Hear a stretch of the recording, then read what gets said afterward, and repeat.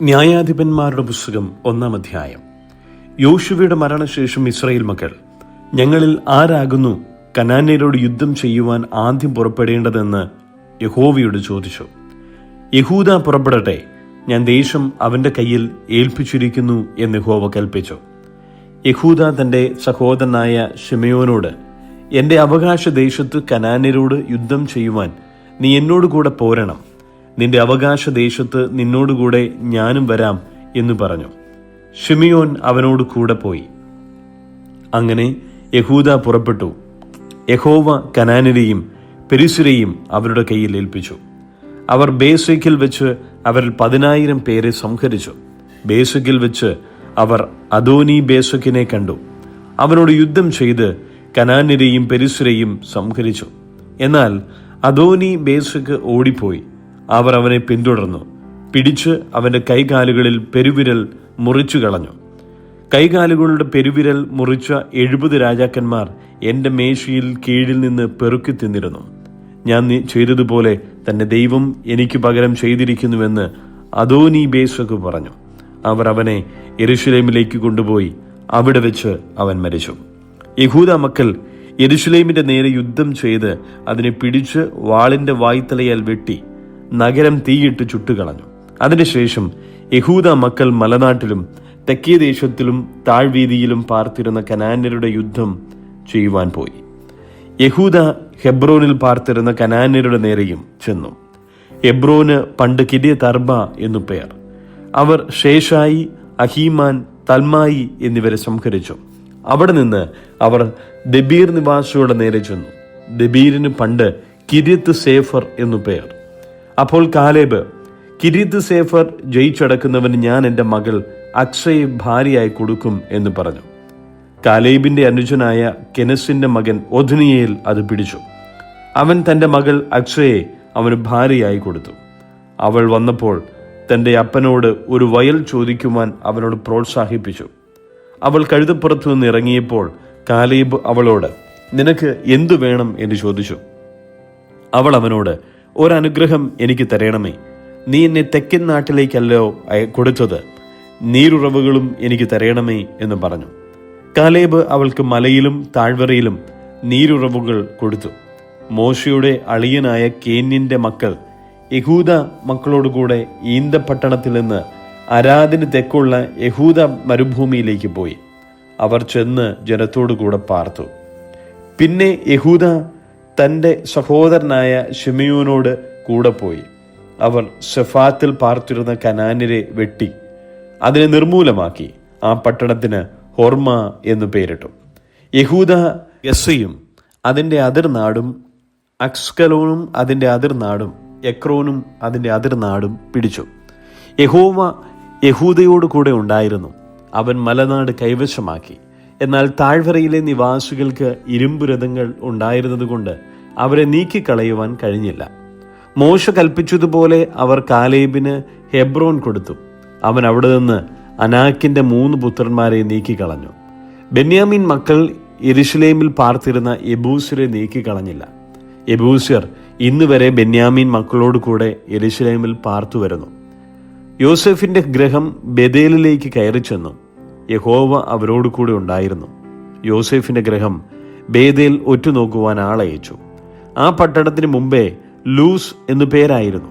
പട്ടണത്തിൽ നിന്ന് ഇറങ്ങി വരുന്ന ഒരുത്തനെ ഒറ്റുകാർ കണ്ട് അവനോട്, പട്ടണത്തിൽ കടക്കുവാൻ ഒരു വഴി കാണിച്ചു തരണം, എന്നാൽ ഞങ്ങൾ നിന്നോട് ദയ ചെയ്യും എന്ന് പറഞ്ഞു. അവൻ പട്ടണത്തിൽ കടക്കുവാനുള്ള വഴി അവർക്ക് കാണിച്ചു കൊടുത്തു. അവർ പട്ടണത്തെ വാളിന്റെ വായ്ത്തലയാൽ വെട്ടിക്കളഞ്ഞു. ആ മനുഷ്യനെയും അവന്റെ സകല കുടുംബത്തെയും വിട്ടയച്ചു. അവൻ ഹിത്യരുടെ ദേശത്ത് ചെന്ന് ഒരു പട്ടണം പണിത് അതിന് ലൂസ് എന്ന് പേരിട്ടു. അതിനിന്നു വരെ അതുതന്നെ പേർ. മനശ്ശെ ബേത്ത്ശെയാനിലും അതിന്റെ ഗ്രാമങ്ങളിലും, താനാക്കിലും അതിന്റെ ഗ്രാമങ്ങളിലും, തൂരിലും അതിന്റെ ഗ്രാമങ്ങളിലും, ഇബ്ളയാമിലും അതിന്റെ ഗ്രാമങ്ങളിലും, മെഗിദ്ദോവിലും അതിന്റെ ഗ്രാമങ്ങളിലും പാർത്തിരുന്നവരെ നീക്കിക്കളഞ്ഞില്ല. കനാന്യർക്ക് ആ ദേശത്തു തന്നെ പാർക്കുവാനുള്ള താല്പര്യം സാധിച്ചു. എന്നാൽ ഇസ്രായേലിന് ബലം കൂടിയപ്പോൾ അവർ കനാന്യരെ മുഴുവനും നീക്കിക്കളയാതെ അവരെ കൊണ്ട് ഊഴിയ വേല ചെയ്യിച്ചു. എഫ്രയീം ഗേസറിൽ പാർത്തിരുന്ന കനാന്യരെ നീക്കിക്കളഞ്ഞില്ല. കനാന്യർ ഗേസരിൽ അവരുടെ ഇടയിൽ പാർത്തു. സെബൂലൂൻ കിത്രോനിലും നഹലോലിലും പാർത്തിരുന്നവരെ നീക്കിക്കളഞ്ഞില്ല. കനാന്യർ ഊഴിയവേലക്കാരായി തീർന്ന് അവരുടെ ഇടയിൽ പാർത്തു. ആഷേർ അക്കോവിലും സീദോനിലും അഹ്ലാബിലും അക്സീബിലും എൽബയിലും അഫീക്കിലും രഹൂബിലും പാർത്തിരുന്നവരെ നീക്കിക്കളഞ്ഞില്ല. അവരെ നീക്കിക്കളയാതെ അശേര്യർ ദേശനിവാസികളായ കനാന്യരുടെ ഇടയിൽ പാർത്തു. നഫ്താലി ബേത്ഷെമയിലും ബേത് അനാത്തിലും പാർത്തിരുന്നവരെ നീക്കിക്കളയാതെ ദേശനിവാസികളായ കനാന്യരുടെ ഇടയിൽ പാർത്തു. എന്നാൽ ബേത്ഷെമയിലും ബേത് അനാത്തിലും നിവാസികൾ അവർക്ക് ഊഴിയ വേലക്കാരായി തീർന്നു.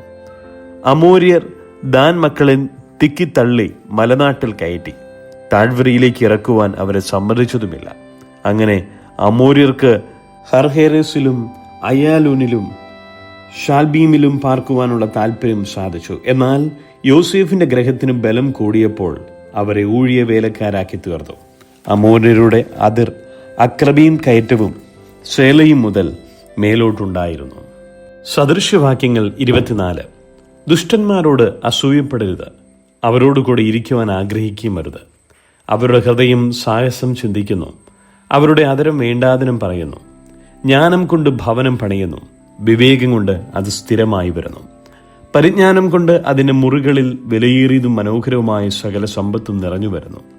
ജ്ഞാനിയായ പുരുഷൻ ബലവാനാകുന്നു, പരിജ്ഞാനമുള്ളവൻ ബലം വർദ്ധിപ്പിക്കുന്നു. ഭരണസാമർഥ്യത്തോടെ നീ യുദ്ധം നടത്തി ജയിക്കും. മന്ത്രിമാരുടെ ബഹുത്വത്തിൽ രക്ഷയുണ്ട്. ജ്ഞാനം ഭോഷന് അത്യുന്നതമായിരിക്കുന്നു, അവൻ പട്ടണവാതിൽക്കൽ വായ് തുറക്കുന്നില്ല. ദോഷം ചെയ്യുവാൻ നിരൂപിക്കുന്നവനെ ദുഷ്കർമ്മി എന്ന് പറഞ്ഞു വരുന്നു.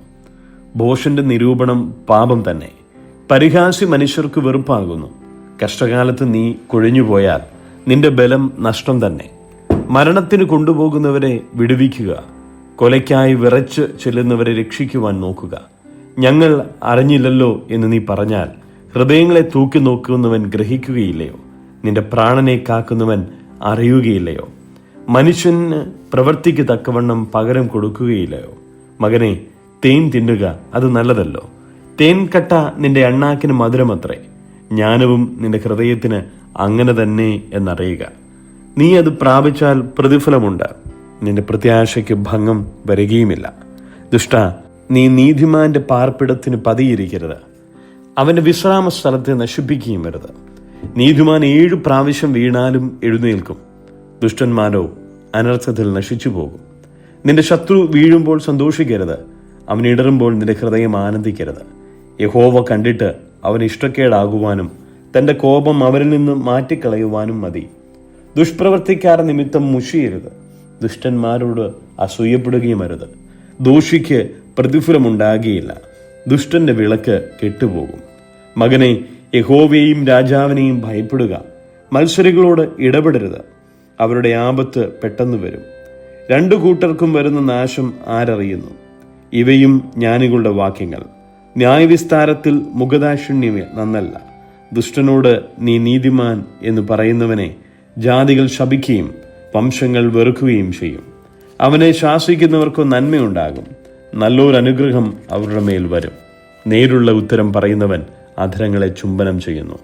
വെളിയിൽ നിന്റെ വേല ചെയ്യുക, വയലിൽ എല്ലാം തീർക്കുക, പിന്നത്തേതിൽ നിന്റെ വീട് പണിയുക. കാരണം കൂടാതെ കൂട്ടുകാരന് വിരോധമായി സാക്ഷി നിൽക്കരുത്, നിന്റെ ആദരം കൊണ്ട് ചതിക്കുകയും അരുത്. അവൻ എന്നോട് ചെയ്തതുപോലെ ഞാൻ അവനോട് ചെയ്യുമെന്നും ഞാൻ അവന് അവന്റെ പ്രവൃത്തിക്ക് പകരം കൊടുക്കും എന്നു നീ പറയരുത്. ഞാൻ മടിയന്റെ കണ്ടത്തിനരികെയും ബുദ്ധിഹീനന്റെ മുന്തിരിത്തോട്ടത്തിന് സമീപയും കൂടെ പോയി. അവിടെ മുള്ള് പടർന്നു പിടിച്ചിരിക്കുന്നതും തൂവ് നിറഞ്ഞ് നിലം മൂടിയിരിക്കുന്നതും അതിൻ്റെ കന്മതിൽ ഇടിഞ്ഞു കിടക്കുന്നതും കണ്ടു. ഞാനത് നോക്കി വിചാരിക്കുകയും അത് കണ്ട് ഉപദേശം പ്രാപിക്കുകയും ചെയ്തു. കുറെ കൂടെ ഉറക്കം, കുറെ കൂടെ നിദ്ര, കുറെ കൂടെ കൈ കെട്ടിക്കിടക്കുക. അങ്ങനെ നിന്റെ ദാരിദ്ര്യം വഴിപോക്കനെ പോലെയും നിന്റെ ബുദ്ധിമുട്ട് ആയുധപാണിയെപ്പോലെയും വരും. കൊരിന്ത്യർക്ക് എഴുതിയ 1 ലേഖനം 13 അധ്യായം. ഞാൻ മനുഷ്യരുടെയും ദൂതന്മാരുടെയും ഭാഷകളിൽ സംസാരിച്ചാലും എനിക്ക് സ്നേഹമില്ല എങ്കിൽ ഞാൻ മുഴങ്ങുന്ന ചെമ്പോ ചിലമ്പുന്ന കൈത്താളമോ അത്രേ. എനിക്ക് പ്രവചനവരം ഉണ്ടായിട്ട് സകല മർമ്മങ്ങളും സകല ജ്ഞാനവും ഗ്രഹിച്ചാലും മലകളെ നീക്കുവാൻ തക്ക വിശ്വാസമുണ്ടായാലും സ്നേഹമില്ല എങ്കിൽ ഞാൻ ഏതുമില്ല. എനിക്കുള്ളതെല്ലാം അന്നദാനം ചെയ്താലും എൻ്റെ ശരീരം ചുടുവാൻ ഏൽപ്പിച്ചാലും സ്നേഹമില്ല എങ്കിൽ എനിക്കൊരു പ്രയോജനവുമില്ല. സ്നേഹം ദീർഘമായി ക്ഷമിക്കുകയും ദയ കാണിക്കുകയും ചെയ്യുന്നു. സ്നേഹം സ്പർദ്ധിക്കുന്നില്ല, സ്നേഹം നിഗളിക്കുന്നില്ല, ചീർക്കുന്നില്ല, അയോഗ്യമായി നടക്കുന്നില്ല, സ്വാർത്ഥം അന്വേഷിക്കുന്നില്ല, ദ്വേഷപ്പെടുന്നതുമില്ല, ദോഷം കണക്കിടുന്നില്ല, അനീതിയിൽ സന്തോഷിക്കാതെ സത്യത്തിൽ സന്തോഷിക്കുന്നു, എല്ലാം പൊറുക്കുന്നു, എല്ലാം വിശ്വസിക്കുന്നു, എല്ലാം പ്രത്യാശിക്കുന്നു, എല്ലാം സഹിക്കുന്നു. സ്നേഹം ഒരു നാളും ഉതിർന്നു പോകുകയില്ല.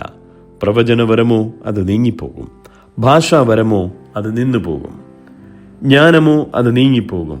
അംശമായി മാത്രം നാം അറിയുന്നു, അംശമായി മാത്രം പ്രവചിക്കുന്നു. പൂർണ്ണമായത് വരുമ്പോഴോ അംശമായത് നീങ്ങിപ്പോകും.